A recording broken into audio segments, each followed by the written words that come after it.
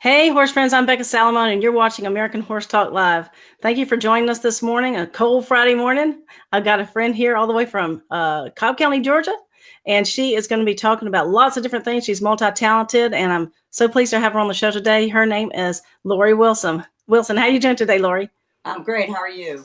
I'm doing great. And, we talked last night about a bunch of different things, but I want you to start this morning and tell us a little bit about your background with horses and what you've done with them and your business and all of that. Okay. I've been riding since I was around 2 years old. We've always had horses, but they were kind of a weekend type hobby. And I graduated from college. I started my marketing degree. I was in marketing for 11 years and went to a natural horsemanship clinic and kind of had an epiphany and knew that day that was what I wanted to do. So I quit my marketing job and I started my horse training business. I got pregnant shortly thereafter, so I kind of had to take a slower route than what I initially had planned, but That changes everything. it does. My son's 13 now, and so we've hit the teenage years. And so for the last 16 years, though, I've been doing this, and my platform is I work with people who own their own horses. I don't do lessons on my horses. I feel like the most important thing for me is to develop that partnership where people want to grow that relationship with their own horses. So I'm a traveling trainer. I go to people's barns and individual homes, and I just absolutely love what I do. That's awesome. Now, the person that got me in touch with you is Lisa Wright Henson. She's a Yes. friend of mine that I met on trail years ago when my little slowpoke horse was moving along at the pace of molasses, and I got to ride with them because my other friend had gone off. But anyway, she's a really good friend, and she's got me several contacts for interviews, and I appreciate her. Yeah, Lisa's Um, great. yeah. Oh, and somebody's on here saying, "Hey, let me show you that real quick. Hold on one second. We want to include people that come on the show, so." Lori L. Lucas is Hey, waving at Laurie, you. how are Yeah. you? Yeah. How do you know Lori? I don't know Lori, maybe through Facebook. Okay. All Yeah. right. All right. I thought that was maybe a friend of yours. No, but she spells it just like me, so that's cool. Not many. That's right. Yeah. Two Loris. All right. So anyway, she had mentioned the program called GERL, GERL, which is the Georgia Equine Rescue League. So tell us a little bit about that. Well, the Georgia Equine Rescue League, I kind of found out about them 14 years ago when my dad had pancreatic cancer and he had a really old horse that needed special care and he could no longer care for him. And they took him in through their foster program. So that's how I knew about them. And then, funny enough, the horse they took in, who was probably 28 or 29 at the time, I had called them for, I don't remember the reason, and they told me he was still alive at 40 years old. So I went to visit him and it was a sweet visit, and they told me about their upcoming program, which was going to be where they paired rescue horses with local trainers, and they were going to have a competition, but they didn't know how to put it together. And so initially I thought I would be a trainer in that competition, but I ended up being a key person to help them formulate the competition and design the obstacle courses, and just do a variety of different things for that event. And then Toby, Jack, my mule, and I are the MC every year. So I'm on his back inside the arena to give the horses some more confidence when they come in and to just kind of talk about the event. It's been 5 years now that I've been doing this. It's an amazing program. It gives local trainers an opportunity to showcase what they do, and it puts 120 days on these rescue horses, so they come to this competition so much more available to be adopted, where they would have sat in maybe an impound facility or something waiting for someone to adopt them, and they didn't have the skill sets that we can put on 120 days. Yeah, it sounds like a great program, and just in general, I was reading about that, and it's just an amazing program. I think it started with $100. I'm gonna grab my piece of paper here. Started with $100 and 6 members, and now they've got a budget of 100,000. Yeah. And do you know the statistics on this? Do I want to read it, or you want to tell You about it? read it. I'm a little bit familiar with it. I know that after the reason that they started was because GDA, which is the Georgia Department of Agriculture, does not have the resources. They could go get the horses that are neglected or starving and impound them, but then they kind of stopped there. So that's why the GRL was formed, was to come up with programs to help advance that, um, the horses that come into the impound, to give them the training and resources to foster them, to adopt them, and to do programs like this. But I don't know that. I think it's up to, is it up to 500,000? I couldn't remember what the total number is. Since 1993 when they started this event. Yeah, I'm not sure about that either. The thing that was interesting to me is that the horses are maybe housed at some prison facilities. Is that right? Yeah. So tell me about that. The female prisoners actually work with the horses. So they do get some starting with the prisoners, but it obviously is not the same as they would get through like the GERL rescue program. But still, it's been a win-win situation for the prisoners. We had a horse that we actually got from Mansfield prison inmates, and that horse went on to win the competition year 2 or 3, I think. Wow, that's amazing. And so for people that want more information on that, they can look at GERLLTD.org, Right. GERLLimited.org. Mm-hmm. Yeah, and it says they take 25 to 50 requests per month and 15 to 30 calls per week. So they're busy. They and they lecture all over the state. And it's solely on donations. They have castration to gelding day, where they will sponsor if a horse needs to be gelded. They will sponsor that. They do a lot of really, really good things here in Georgia. Yeah, let me just put this up here while we're talking. Okay. Let's see. Now, you mentioned Toby a minute ago. That's your mule. Yeah. Okay, so tell me about your mule and why you chose to get a mule over a horse, because you'd had horses your whole life, right? I have. And in fact, to be honest with you, I didn't know what a mule was 6 years ago, and I got a call for someone who was looking to find a home for a little Molly mule. So I said, well, I'll come by, but I didn't really know what I could do to be of help. So I met this little Molly mule, and she was like 12 hands, and I played with her a little bit, and thought, well, she might make someone a good pasture ornament, or a good friend for a companion horse. And then I saw Toby Jack walking across the pasture, and I saw these cow-flavored socks, and I said, well, what about that one? And they said, well, yeah, we're looking for a home for him. And I said, well, I'd like to play with him. And so I messed around with Toby, and I mean, you couldn't touch his ears. He knew nothing there, but when I was done, I was resting my hand on my carrot stick, and he came and he put his muzzle on my hand. And I said, just that day, I said, he picked me. And I just knew there was something I needed to do to get this mule at my house. And so That's so awesome. Every book and getting all the knowledge I could about mules, and come to find out they are superior to horses in every single way. If you just look at the statistics. But I'll tell you, after working with Toby these past 6 years, it's all true what they say about mules. I don't know that I would say they're that different from horses, except that you have to really up your horsemanship, because they are more sensitive. They are highly intelligent. If your skills are lacking, it's going to show up in a big way when you work with a mule versus some laid back horse. Yeah, I've always wanted to ride a mule, try a mule, but I'm afraid that I wouldn't be able to do it. That I'm not good enough. It's really the same again, and mules come in different mulinalities, like horses come in horsenalities. So right. It all depends. If you get a nice laid back mule, it's like training a laid back horse. But if you get a mule that's had any harsh treatment, or they're highly sensitive, it definitely is more challenging. I will tell you, from just a riding standpoint, they are Cadillacs. They're the Cadillac compared to most horses. I describe it, their fetlocks are like these superior suspension systems. And so they have so much buoyancy, but in a soft way, not in a bouncy way. And so Toby's out of a spotted saddle horse. He doesn't gait, but it doesn't matter. You don't move when he trots. He's just super. Wow. Okay, so you're really making me want to try mules. Yeah. But most people don't go back afterwards if they've tried a good mule. Yeah, you mentioned something the other day about mule girls. What was that about? Yeah, so on Facebook, there's a Facebook page called Mule Girls. And so everybody, you're only allowed to be on the site if you own a mule. If you don't, unfortunately. Oh, man.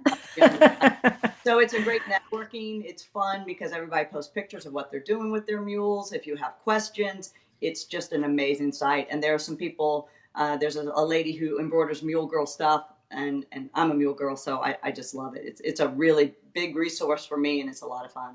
That's awesome. All right, I want to bring a comment up here and show you. Misty Lynn Arnsbaugh, maybe? Yes. Hi, can't wait to hear your talk. What's that about? Misty is one of my students. She has a Pasifino. Her and her new husband both have Pasifinos. He just rescued his from a kill lot. And so they're awesome people, and they just love their horses. Cool. Well, good morning to her.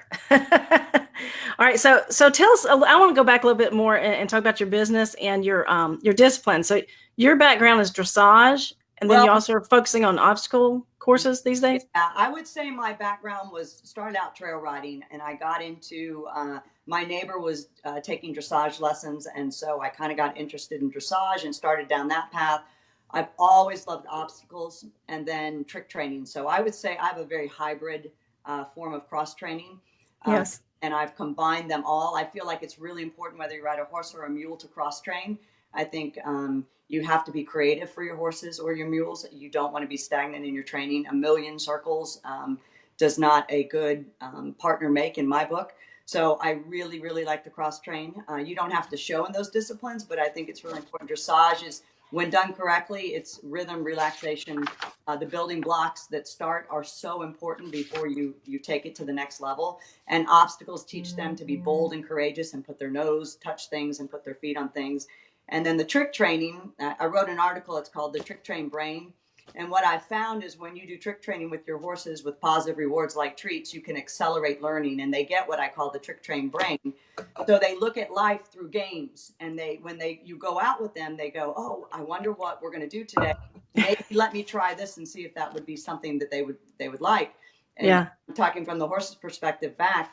And so instead of coming out with either negativity, like, oh, we're going to do the same humdrum routine, they come out with excitement, anticipation, and creativity on their own part, and they offer things versus you always having to beg for them to do things for you. Right.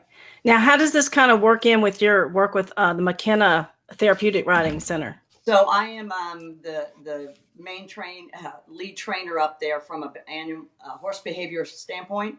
And so when I came in at a therapeutic riding center, they have a big challenge because most of these places work heavy on volunteers and short on staff. So they have lots of people touching these horses, and not all these people have high horse skill sets. So I come in, I evaluate the horses, I put them on a program, and then I work with their trainers and their volunteers to try to get everybody on the same page to build some consistency. So the horse is getting as much as we can in that environment, similar people or people doing similar things with the horses. It's definitely a challenging situation because, you kind of get the horse going along and you start fixing things. And then people who have not worked with horses unknowingly break things that you fix. And so it's kind of a cycle that you have to repeat over and over again. But I absolutely love it. I mean, these horses and what they offer for these kids, it's just, it warms your heart. And it's such a valuable program. It now has evolved into working with veterans. So we now have horses we're buying specifically for the veterans and training them. The horses to be involved with the veterans, they come in, they have to learn everything from the ground floor up, how to handle, how to brush, how to clean feet. And then they work their up, they drive the horses, and then they get to ride the horses. So Yeah, it's just amazing program. it sounds like it. I would definitely be interested to maybe come over there and do some filming if it's allowed, with the veterans, They would love it. because of American Horse Talk being so patriotic. Yeah. Yeah. Hey, listen, Stan Smith has made a comment on here. I'm going to bring it up. He says, I want to know more trick training. So, you know Stan, right? I do. Yep. Stan is doing some amazing stuff in the horse world. And yeah, so for trick training, first of all, the way I trick train is in small bite-sized pieces. And because my horses live in my backyard, I do a little bit every night with them. And I find that if you do things in bite-sized pieces, they are, first of all, you don't have to overtreat that way. And then and if you do it, several nights in a row, they retain the knowledge. And then you can leave it for as long as you want, and you come back, and that behavior is solidified. The important thing when you trick train is that when they're learning, you're going to reward, even when sometimes you don't ask for the behavior. But once the behavior is established, you really want to make sure that you don't reward if they're doing it without cueing them. Because, for instance, when the farrier comes, you don't want them Spanish marching when the farrier is trying to pick up their feet. So you have to be really careful once you teach a behavior to make sure that those cues are solid, and that when you say or no, the horse or the mule understands that you would not like them to do that behavior. Otherwise, it gets out of hand. And that's where people get in trouble with treats and trick training. And just a minute about that, or a second about that.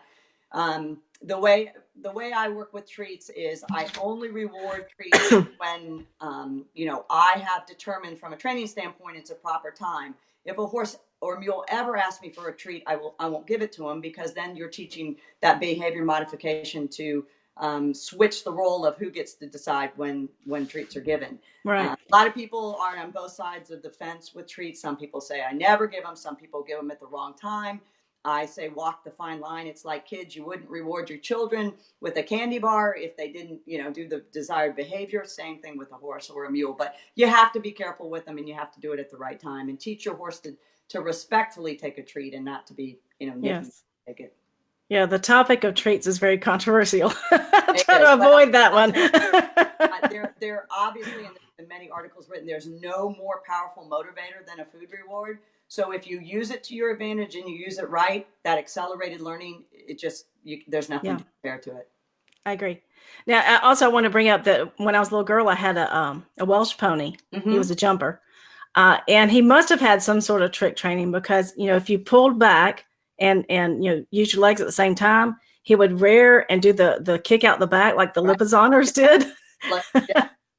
And so you had to be really careful that you didn't do that. Right. Well, and the things I never teach rearing. I never teach headbutting. Things that some people, if they go on the road and they do shows, they would teach. Those things to me are not, I don't, unless you're going to be in the movies or you do that specifically for what you do for a living, I don't think you should ever teach your horse to rear or to push you. But if you do, the way everybody describes it, you would need a set of 3 cues. So that it's a very difficult set, so that no one could accidentally push the wrong cue and get right. Oh, that makes sense. Yeah. Stan says to you, thank you for the kind words. Oh, tell Stan I said thank you. Yeah, you just did. Oh, I forget to hear me. Yeah, that's right. All right. Yeah, it's kind of like a 3 or more way conversation, because I can see the comments coming in, and I want to remind people that they can actually join the show and be on here so we can see their face, and they can actually talk to you if they download the BeLive.tv app on their phone or computer. Yeah, if they're on their computer, they need to use Chrome, but other than that, it works pretty good. That's awesome. This is awesome. Yeah, and it's so in the moment. I love it. And, we don't have to edit afterwards. It's just ready to share right away. So I'm loving that. Yeah. Thank you, BeLive. Based on the topic we just got done talking about. Just say that one more time. I love that people can ask questions right when we're done talking about the topic. Yeah, it's so timely. Okay, now the other thing that I want to talk to you about is LARG, LARG, which is the Large Animal Rescue Group. Is that right? Response Group. Large Animal Response Group. Response Group. Okay, sorry. Right. And the reason I said response, not rescue, is because then people call me for what they should call the GERL for. That's right. Yeah. That's so right. For starving, neglected, abused animals, you would contact the GERL. If your horse fell into a swimming pool, if he got caught, say, in your upstairs feed room, if he went through a fence and he was now entangled, if he flipped over in a horse trailer, those are the calls I get. And I'm specifically in Cobb County. That's the county I reside in. And how this happened was a few years ago, we had an incident in Cobb County where a horse, after the 100-year floods, was stuck in the mud. And we tried to, save the horse, and we all tried our best. The firemen showed up, animal control showed up, we had a tow operator, but unfortunately, we weren't successful in that, and the horse had to be euthanized. And we all decided that day there had to be something better. And sure enough, there was. Dr. Rebecca Jimenez, who is with Taylor, which is TLAER, Technical Large Animal Emergency Rescue. She is the world leading authority on technical rescue, and she does training all over the world. She's located in Great Georgia, and she hosts training here in Georgia once a year, and you can get certified. She has a 2-day course and 3-day. One's operation, one's awareness, one's operation. So I am certified technical rescue. I have been for the last 5 years fundraising. I now have a full trailer complete with all the technical rescue equipment that we need when we deal with large animals. Cobb County Fire Department initially was not sure that they were in the business to rescue large animals, but FEMA mandates now that those animals are companion animals, and after all human lives are saved, they must save these animals as well. So we've married into a great partnership. I'm a nonprofit group, so I fundraise, I keep the trailer and the equipment, and I meet the firemen on scene. I train with them together, so we understand. I understand their incident of command center. They understand what I do from a horse behavior standpoint, and we go on calls together. We've been on probably 7 rescues. Our latest one was a horse in a pond just a few weeks ago. We were Wow. able to get the horse out successfully, but he was a 34-year-old gelding with lots of physical issues, and the owner made a decision after the rescue to have to euthanize him. But we still were able to at least get him to a place where things could be taken care of the way she would like them taken care of. Yeah. So what's one of your scary moments with that program? Because I'm sure there's been several. Yeah, the one in the pool was a little hairy. Their dog had chased. Someone had left the gate open, and their dog had chased the horse. And it was winter time, and so the pool was covered, and the horse went through the cover and was in the pool. And all horse owners think their horses are the sweetest things, and they won't kill you. And sometimes we have a hard time getting vets on scene in a timely manner to give some sedation. So we were trying to get some makeshift ramps to get this horse to exit the pool, and the horse reared up and came at me, just trying to avoid the ramps. And it's hard when you're in water; you can't move very quick. Yeah. But luckily, I was able to avoid getting squished, and we were able to build a ramp, and the horse was able to calmly walk out without sedation using treats. Imagine that. Yeah. To kind of allure him out of the pool, and everything worked out great. Yeah. So it's both a scary story and a feel-good story. Yes, it is. That's why I do it. I mean, I know when you're whether you're dealing with colic or you're dealing with a true rescue situation, it is the most anxious time for a horse owner. And you want people that are around you that are calm, that are trained, that know what they're doing, and that voice of reason when you don't quite know what to do. So that's why I do it. Okay. Now let's go back and talk about Toby just a little bit more, because you've been doing something kind of interesting with him called Garrocha pole training. Yep. Tell us about that. Well, I love dressage, and I had seen some Garrocha pole videos on YouTube, and I thought, well, man, that looks like an awesome way to do it. So I went and got for a pool, when you extend your, I forget what it's called, when like a sifter that you sift stuff out of the pool, or a painter's pole, and you can extend it. So I started with the painter's pole that I could extend to different lengths. And I got Toby used to having the pole around him and dragging it. And as I kind of fell in love with using the Garrocha pole and saw the benefits to training, I had my husband build me with 2 wooden curtain dowels a 12-foot pole. So a Garrocha pole, for those of you that don't know, is used by the vaquero, the cowboys, and still traditionally, but not as much, to move cows around. So where you poke cows, or you move them, or you kind of keep the bulls off of you, instead of using ropes and lassos, they use these long poles. Well, that is now transitioned to a form of like artistic horsemanship, where you do maneuvers around the pole. And from the rider and the horse or the mule standpoint, it is so focused riding, because first of all, you have to keep the pole without hitting yourself or the equine. You have to try to keep the pole in a fixed spot while you're riding around the pole. And so it definitely is a higher level of horsemanship that requires you to be able to use the pole correctly. It's used in working equestrian, the Garrocha pole, and also now in cowboy dressage, they are doing that in some of their freestyle. And so it is a growing, I don't know if it's okay to call it a sport, but it's a growing way of training that I have seen as an absolutely beautiful way, A, to cross train, and B, to give you and your horse more focus when you ride. Yeah. I really think that could become a sport, because it is, a beautiful art form that people can compete in. Yeah. I did an interview several years ago, I think on Alabama Horse Talk Radio. And I believe we talked about that last night. I believe the lady's name was Karen Weaver. Do you know her? No. She had either written a book or done DVDs about it, something like that. But it was popular back then. And I think it's just grown and grown and grown. Yeah, and I think people are a little fearful of things like dressage and the Garrocha pole, because they see the masters doing it, and they're like, well, forget that. I can't do, flying changes on an 8-meter or 6-meter circle. But, everything starts at the basic level. Dressage starts at the intro level, just walk, trot, straight lines, some circles. And same thing with the Garrocha pole. You just want to learn how to carry it, get your horse used to it, do some basic maneuvers. And then I think what you'll find, though, is after doing it for a little while, just like dressage, you and your horse get better at your communication skills, and then it allows you to do things that you know, maybe never at the master level, but surely you can up your game and do things at a higher level and have fun doing it. Definitely.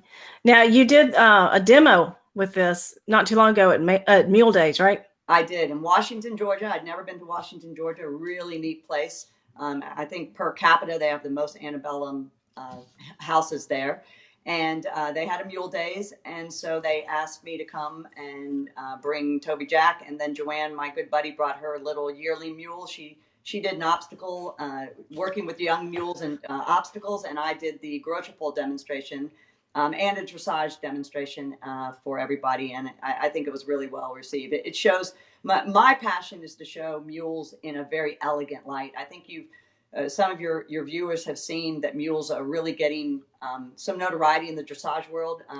Dinah Does Dressage is the newest video out there, where she went to the dressage finals, and the same lady that did Dinah Does Dressage has another mule. I think his name's Beasley, and she was just at the dressage championships competing at first level. So you're starting to see mules expand into disciplines where they probably had never even been considered before. But that is really my passion, is to showcase the beauty and the elegance and the power that you can ride a mule, not just the traditional ways everybody thinks of riding mules. That's awesome. Now, you know, we'd like to see you at that Southern Equine Expo. So we're going to try to mention that to our friends and see if they can get you up there to do that demo. That would be really awesome. I would love to do that. Toby and I are going to be there. We'll at least try to compete in the obstacle event that goes on there, which is a lot of fun. It's a trail obstacle event that they have different levels. You can compete in hands. You can be a beginner all the way to open riders. But it's a really neat event. Very, very good educational experience. Lots of trainers, lots of clinics, lots of good stuff there. Okay, so have we pretty much covered everything you wanted to cover? I only got a couple more questions, but I wanted to check with you first. I think so. I think that's the basic important thing for me, is just really that partnership, being a neat, exciting owner for your horse or your mule, and really challenging yourself so you can challenge them. Yeah, so that was actually going to be my question. What's your take-home message? I think that was it. Yeah, I hope that's it. That's what I love. That's my passion. You know, I feel like I was definitely born to work with horses and to work with mules, and you know, to work with people and to try to marriage that. That's why I named my company Natural Leadership, because I think when you work with horses, you have to work in a way that's natural to them, but you got to be their leader. If you don't, then that CIO, best employee relationship gets messed up and things don't go as well as you want it to go. Right. So for people contacting you, they can find you on Facebook at Natural Leadership Horse Training. Yep. And then your website is naturalleadership.biz. Is that right? B-I-Z? That's correct. Okay. So we're showing that on the screen so folks can see that. Awesome. Well, I so appreciate you taking the time to talk to me today, and hopefully, you know, some people got some good stuff out of this. Yeah, definitely, for sure. Thank you so much for joining. And so hopefully we'll see you at the Southern Equine Expo and get to meet you in person. That sounds great. All right. Well, thank you so much for joining us. Okay. Appreciate it, Laurie. All right, guys, and thank you for watching. You can go over to the American Horse Talk page. You know, join us and follow us there so you see updates on when we go live. And please join us in the conversation here with the comments, or actually download the BeLive.tv app and join us on screen and talk to them in person. That'd be really awesome and fun. And if you go over to the American Horse Talk group, you can join the conversation there and help us share love of country and love of horse. See you next time, guys. See you online.